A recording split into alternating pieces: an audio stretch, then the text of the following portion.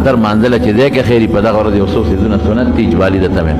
یو د اختر پر سهار وختي پاڅېدل سنت نمبر 1. بل نوې جامې که نوې ني نو پاکې جامې وینځلې جامې دا سنت دي نوې جامې. 3 خوشبو لګول سنت خوشبو به لګي. 4 د خوشحالۍ اظهار کول او یو بل ته مبارکباد ویل دا سنت دي.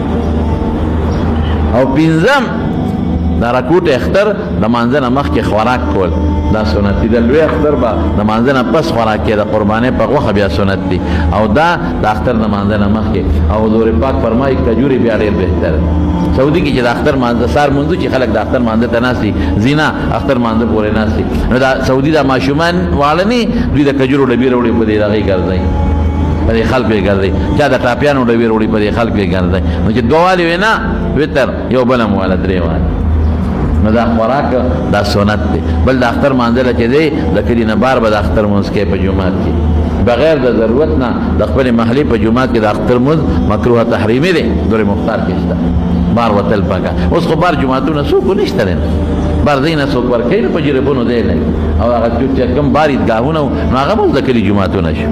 خو خیر سنت دا دی.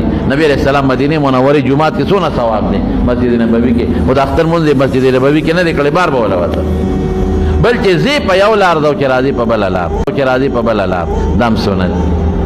او په د بعض علماء فقهاو په نسبت بعض امامانو په نسبت کې تکبیرات وي باخیره تکبیرات تشریف څنګه لوی اختر کې دي الله اکبر لا اله الا الله والله اکبر الله اکبر ولله الحمد یا الله نشته. و بیا علماء لیکي چې مانځل دي نو په لار پټ باندې ځان سره ذکر کا یا تکبیرات وای الله په خوشالي